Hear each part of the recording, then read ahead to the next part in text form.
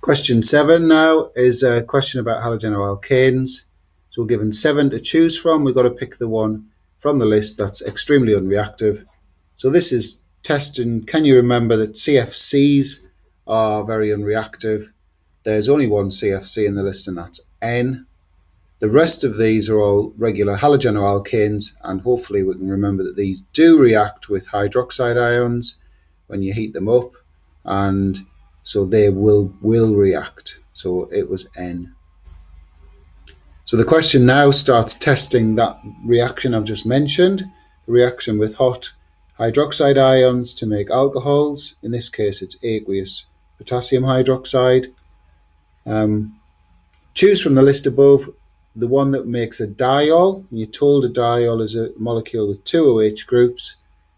So we've got to rule N out, as we've just said it's extremely unreactive. So to make a diol, we're going to need two halogens on. So it rules a lot of these out straight away. There's only one halogen on there, one on that one, one on that one.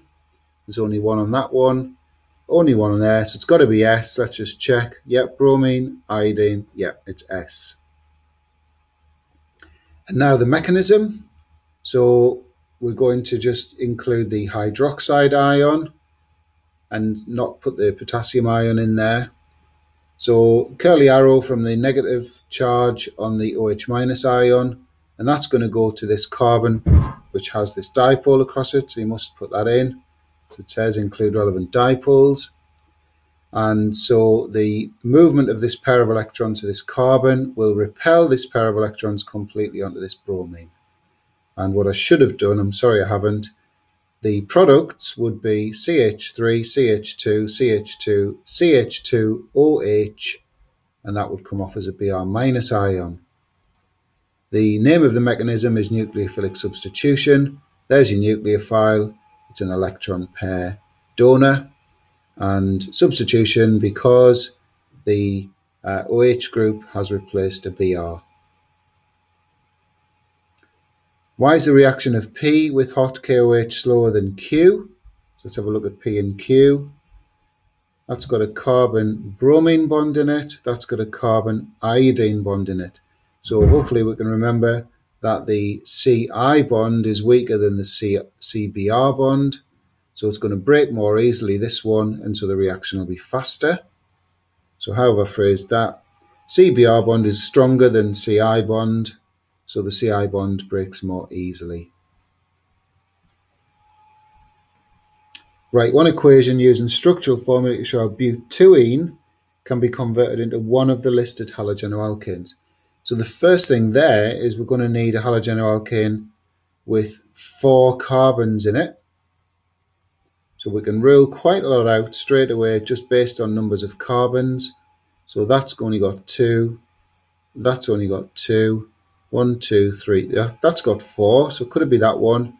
Well, the answer is no, because butene has got the double bond between these two carbons. If you can picture the butene molecule, maybe I should have drawn it up here. So butene wouldn't make that one, butanene would, and butanene would make that one as well.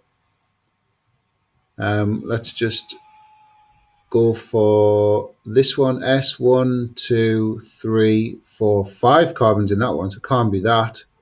But R, 1, 2, 3, 4, so it could be that. And yes, that's it there, because the double bond's in the right place on butene to make this halogenoalkane, so it's R.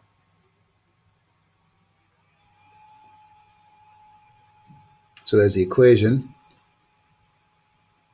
and I've written there only R could form from butene. And the last part of the question, CFCs were once used as propellants, but they've now been replaced by biodegradable alternatives. One type of a biodegradable alternative, straight out of your notes, hopefully, just total recall this one. You could have either said HCFCs or HFCs.